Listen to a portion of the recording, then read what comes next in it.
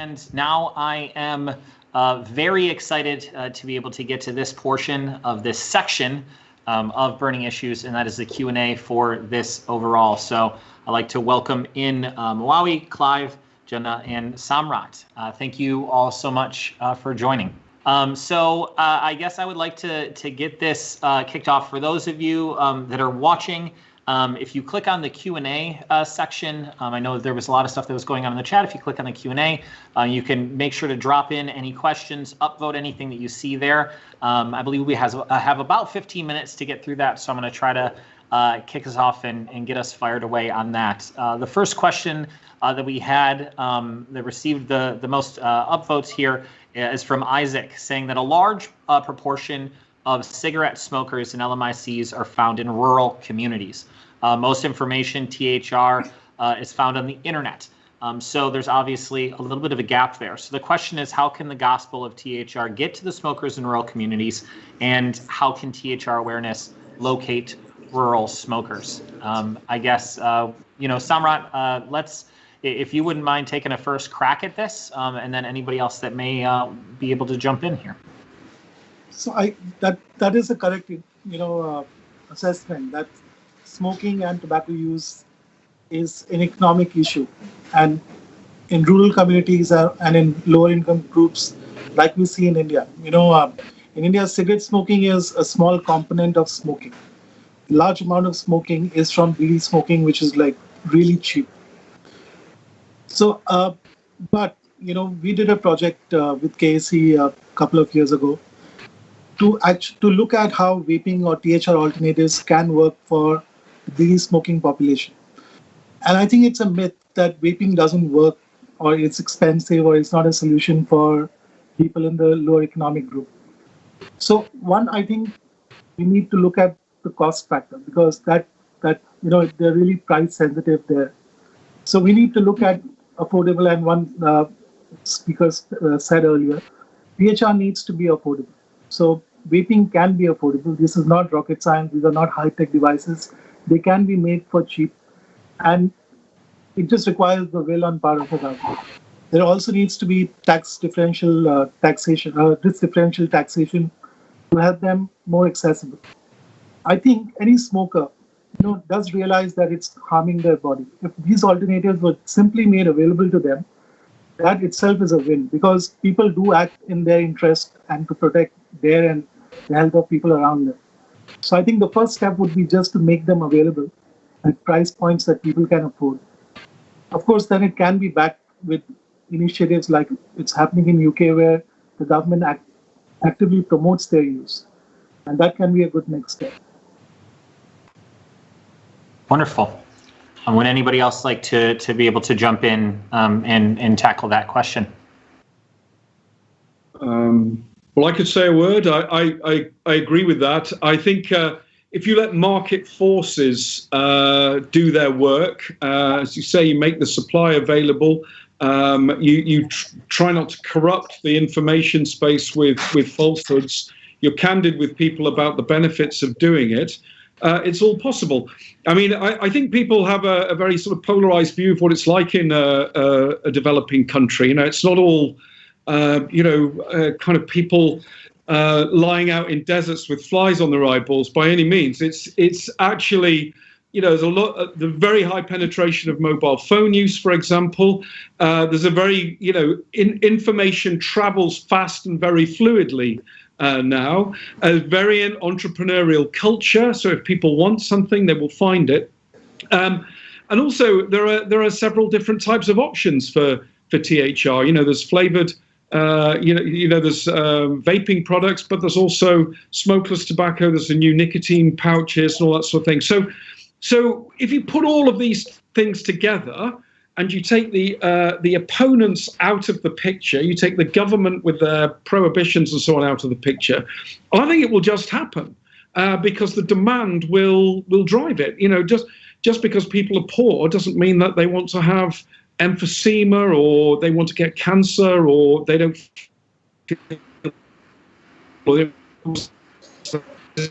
Just not how it works. Wonderful. Okay, so looking, we do have a question here from Richard, and looks like this question was probably asked in the first section, but what could we do as advocates to combat the misinformation from the like of Bloomberg and Gates? Jen, I think this falls right into what you were talking about in your presentation. So if you could, if you could take this one first crack at that would be great. Right. There are a lot of ways to get information to the public, especially to the smokers. One is, as I mentioned in my talk, the use of social media could amplify our voices. The second one is get as much information about THR and do this as widely as possible.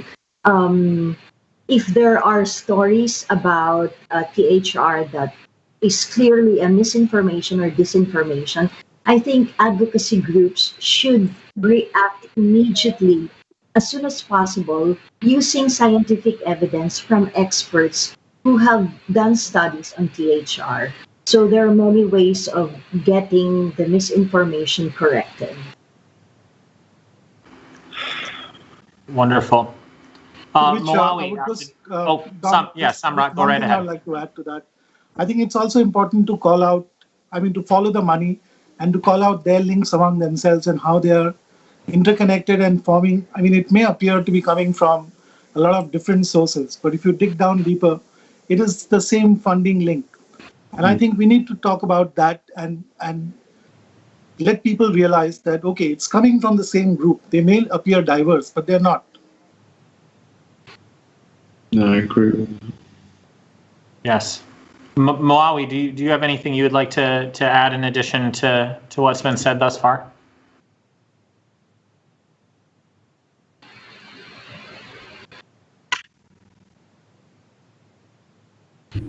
Hello? No addition. Okay, wonderful. Clive, I know that you said that you agreed with Samrat. Do you have anything else? I know that you've spoken at length about this, and you did speak about it in your talk a little bit. Anything else that you would suggest there?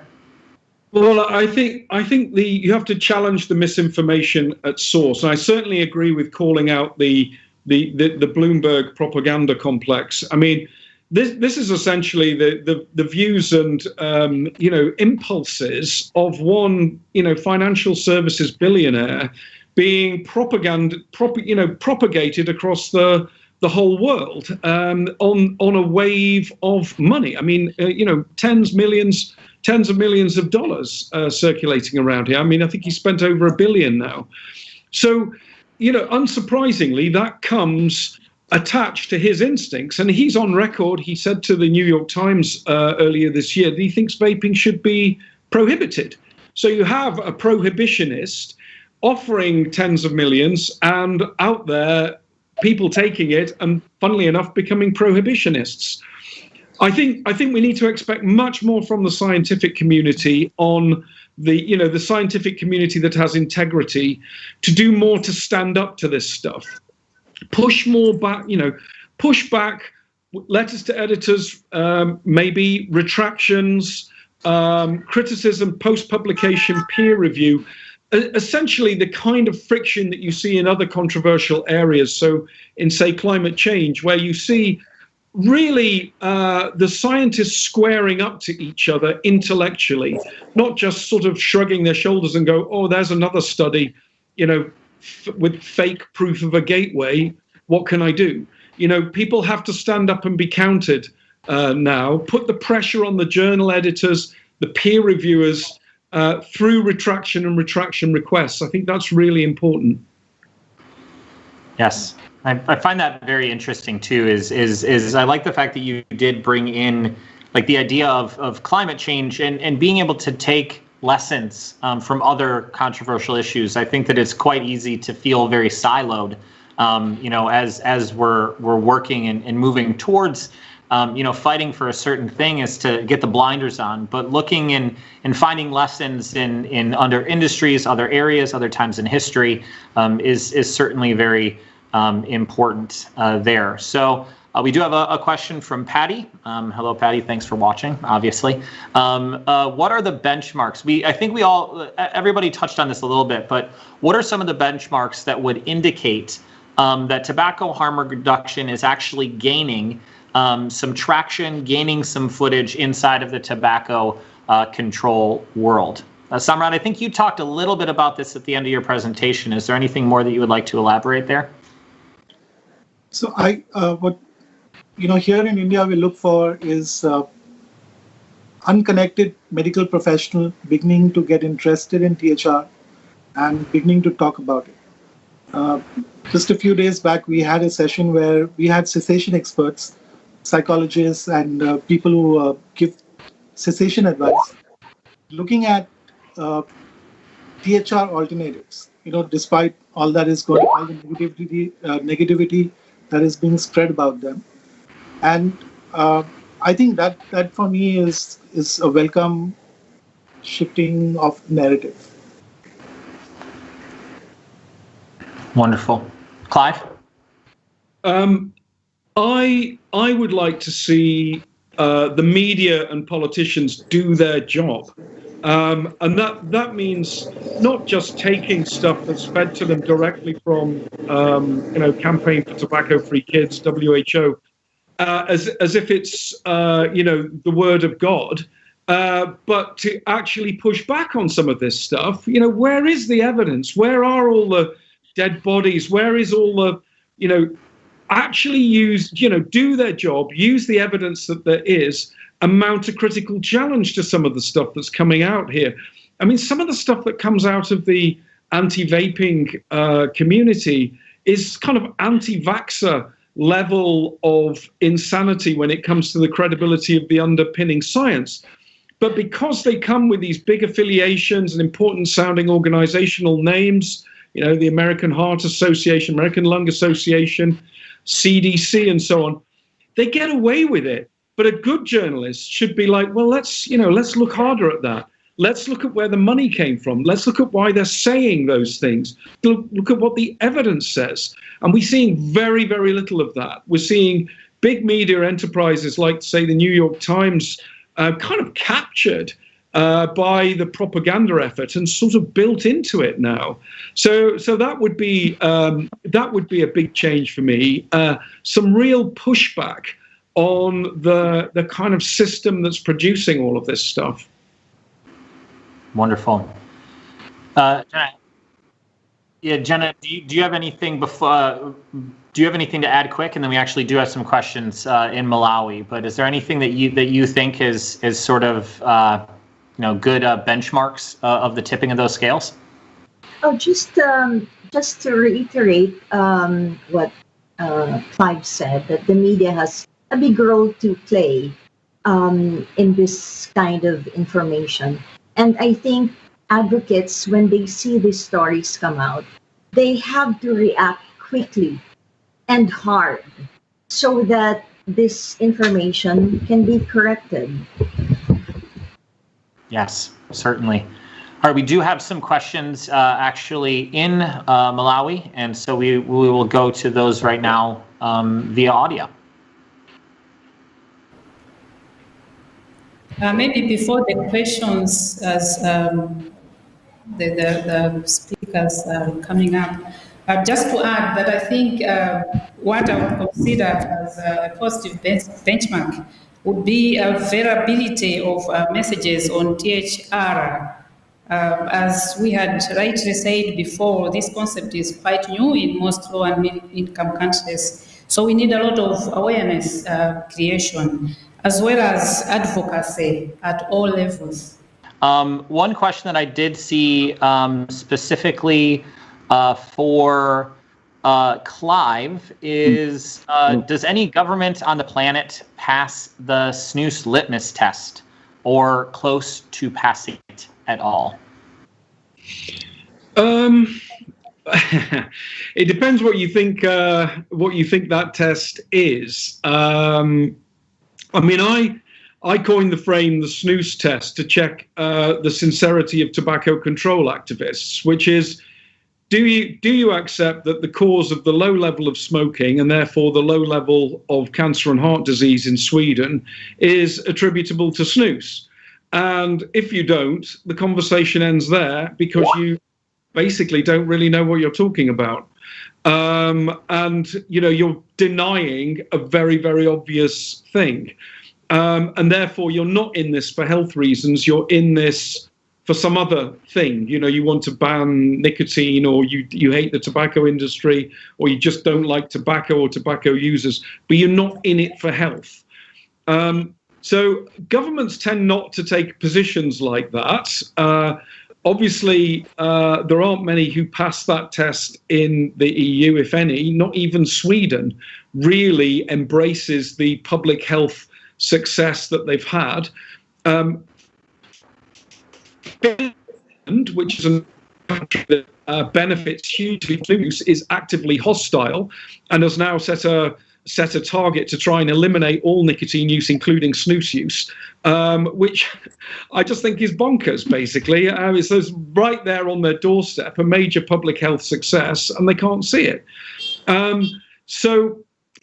If you go to the United States, you'll never find a positive word said about snus or smokeless tobacco. And that's reflected in American public perceptions of relative risk, in which I think it's only around 1 in 8 Americans think that smokeless tobacco is, less harmful than smoking, let alone almost negligible in its harm. So you don't see candor about the concept, the fundamental difference here, which is the difference between combustion and non-combustion. Now, I can't stress this enough. Where so many people are obsessed between the difference between tobacco and non-tobacco, between between vaping and heat-not-burn. That is not the strategic difference from a policy point of view. The strategic difference is between combustion and non-combustion, and it doesn't matter if the nicotine products are tobacco products or non-tobacco products, as long as there's no combustion and smoke inhalation. And that's the orientation we need to get from governments and and advocates. That's the change that we need to get. And what you find is a lot of tobacco regulation is completely undifferentiated in that way, undifferentiated between combustible and non-combustible, and that is a problem. To buttress Clive's point, in India, for example, there are twice as many smokeless tobacco users than there are smokers, and yet the deaths, the overall deaths in that population is 1/3 of the overall deaths, or less than 1/3 of the overall annual deaths. That said, the Indian SLT is really harmful, and something like snus could be a game changer. It could keep the economy, keep the tobacco economy going, while at the same time saving a lot of lives. And yet, we are seeing opposition to snus because of flavors, or they are trying to invent, they're working really hard there. And that is more about ideology than what Clive said would be about actually doing the tobacco control work. Yes, it's that toss-up between the actual work, which shouldn't be a toss-up, but then the ideology that is behind that. Jenna, there is a question for you in the chat specifically. Do you think that having nicotine being classified as one of the 5 scheduled category of drugs will increase the acceptance of THR as a true harm reduction strategy? I think it would help. Yes, nicotine's not the enemy, and any information about nicotine and what it actually does, which is just very similar to caffeine. Any good understanding of nicotine will help people understand and choose better alternatives to combustible tobacco. Yes. I like that Clive took a drink, I presume, of potentially some coffee. When we hear about caffeine, I certainly have mine right here as well. And yes, the demonization of nicotine, it's sort of seen like the moving of the goalposts as what we see from a lot of tobacco control of, it's smoking, and then it is nicotine, and then it is vaping, and it is, so on and so forth. Samrat, I have a question I would like to ask you specifically. Are consumers, so you obviously president of a consumer organization, are consumers best positioned to challenge the media on misinformation? Obviously, that needs to be a route, and we've seen how that has actually had some inroads in certain places around the world. What do you think the sort of work is there from the consumer perspective of battling misinformation with the media? So first, I would like to congratulate all Vapors or THR users for being so tremendously informed. It isn't often that you have a group of people who are really informed on the science. Absolutely. And are willing to talk about it. And that is because they are concerned about their health. It is a very personal thing, and they are concerned about what the new science is saying, or which way, or if there's something which is posing a risk to them. And having known once that, of course, this is much safer, and there are a lot of studies say a lot of things.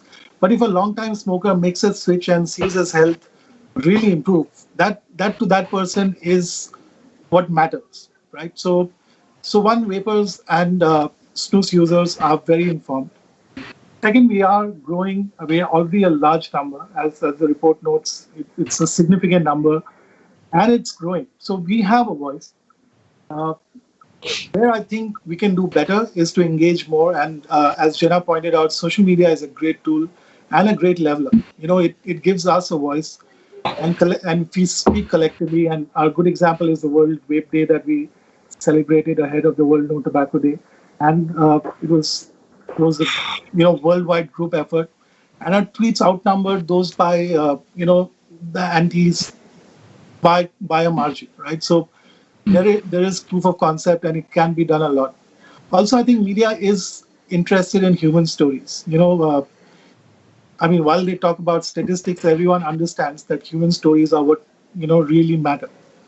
So yes, Vapors, the more they speak up and the more they interact with the media, the better voice we have and better chance we have of shifting the narrative. Yes. Jenna, is there anything that you would like to add in that? Obviously, you have discussed that in part in your presentation. The THR advocates in Asia Pacific, when there are articles, international or local, that come out, they make sure that they react to these articles, especially if there's a lot of misinformation in the article. And they do this by writing to the editors so that their views are also included in the story. And they also react using social media, as Samrat said. So I'm very much aware that AVI, Vapors PH, and other advocates in Asia Pacific, they're very, very quick and very articulate in stating their position on certain issues about THR. Yes, and it is really wonderful too. The thing that I have noticed as well is, you have these personal stories that are being shared, and social media being a tool that you have the ability with just the device in your pocket to be able to reach, such a large audience just from an individual level. But then also speaking, to the work that these harm reduction advocate organizations and associations have done in speaking directly to the media in the way that the media is used to be talked to, right? So you have press releases that go out. You have these, these certain talking points and things that the media, journalists quite often. Samrat, you can definitely speak to this as a journalist. You're busy. There's a lot going on, and this is typically whatever story you're writing is not your entire life. And so having clear points, having data, having those sources that is delivered in an easy way to journalists so that they can easily be able to write a story and not have to comb through everything. These tweet threads and long videos and panel discussions and conferences that we have are very important, but so are those little pieces that the journalists can write, and that then the general public who is outside of this sphere can be able to very easily understand. So there's one other question. We have time for one more, and Clive, I wanted to toss this to you first, and that is, we're obviously about the time that COP9 would have happened. How reliable do we really feel the WHO is when reporting some of this data about smoking, about related deaths, about diseases? It's completely broken, to be honest. We saw the Q&A that it produced, I think it was earlier in the year. It was just a joke, embarrassingly bad. They're always citing studies that either should have never been published or ought to be retracted. They're completely bought in to the propaganda complex. There's no thinking going on there. There's no accountability for whether they meet the targets that they've set for non-communicable diseases. They just don't like it, and the people involved and the organization are incredibly hostile to innovation for tobacco action. They are the worst. They're disproportionately influential in developing countries, not because they tell developing countries what to do, but because they create a permissive environment for really bad policy. So when WHO says it's fine to ban vaping products or to shut out heated tobacco products or ban snus, flavored snus or whatever, there's a lot of people in the developing countries who'll go, fine, that's what WHO says, I'm on my way to a medal. I'll be recognized, I'll be a hero. A ban is easy. I can write it into the law pretty straightforwardly. Don't really have to do anything. Of course, it's utterly ineffective. It's, just creates enforcement burdens. None of that is processed at all in WHO. There's no sense of how their policy prescriptions work, let alone the underlying scientific justification for doing them in the first place. So to summarize, completely broken, completely worthless and damaging, actually strayed so far from its mission, it would be better now that it wasn't involved at all. Yes, it is unfortunate that is the state that we are in. But if anything, I take heart in the fact that we do have time before the next COP9 happening, in about a year from now. And hopefully this is the beginning of these conversations, the continuation of a lot of these conversations, that we may be able to see some changes as we talked about, this active, engaged, informed audience that we have here, that we have around the world. That is all the time that we have for this section. So I do want to say thank you to Jenna, to Mawawi, to Clive, to Samrat. Thank you so much for all of the information and for all of the work that each of you individually do in this space. We are all better off because of your contributions. So thank you so much. Please make sure to continue to go on into the comment section, into the Q&A. And we're going to take just a short break. But then afterwards, we are going to come back with the launch of Burning Issues, the Global State of Tobacco Harm Reduction 2020. Jerry Stimson will kick that section off very shortly. So thank you very much, and we look forward to seeing you on the other side of the break.